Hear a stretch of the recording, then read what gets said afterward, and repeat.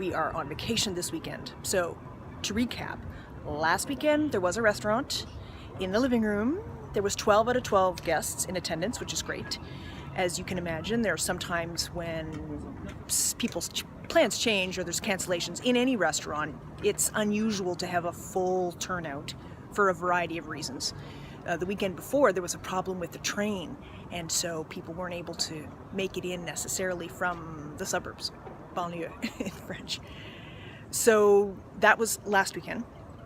This weekend we're in Portugal.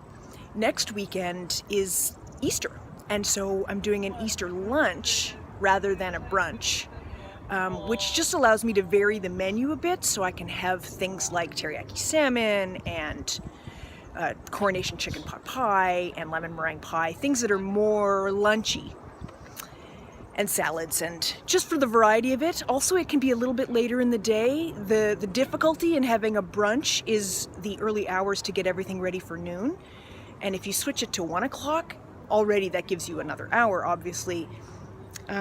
Also, for some reason, when I do the lunches, they're a little bit more casual because I serve the big bowls of salad and everything on trays, and it's more like a family meal, family style, so you can serve yourself. So that makes it perhaps a fraction easier, even though it's more expensive ingredients than a brunch. It creates just a different environment. So we're doing Easter lunch, and you might think, who can come to Easter lunch? Everybody's got family.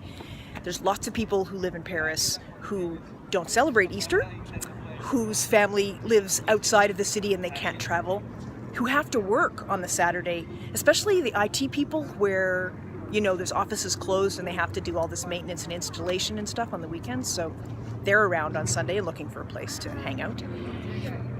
And then one of the other things I realized on this vacation, being here, and maybe sometimes you need to leave your home environment to get an experience like this. I don't mean like this, like Porto, but when I think of the things that I'm afraid of doing in marketing, in building this company, when I think of them from here, I realize that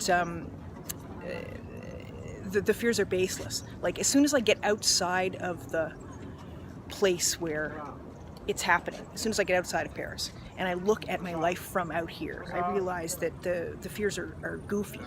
Like, to be afraid of putting a flyer on a car seems ridiculous when I'm here. When I'm there, it seems real. When I'm outside of it, it seems dumb. So I think what I'm going to do is I'm going to pledge, and it's easy to pledge when you're outside of it, but I'm going to pledge to be braver. I'm not sure exactly what it is that I'm nervous about.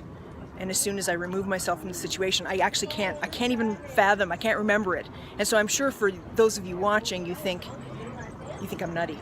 And that's okay. I'm okay with being nutty, and I'm okay with being nutty in public and evolving in front of you. I'm okay with that.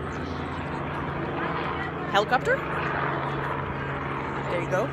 So this is a bit of view back. In the background is all of the land where they actually have the port.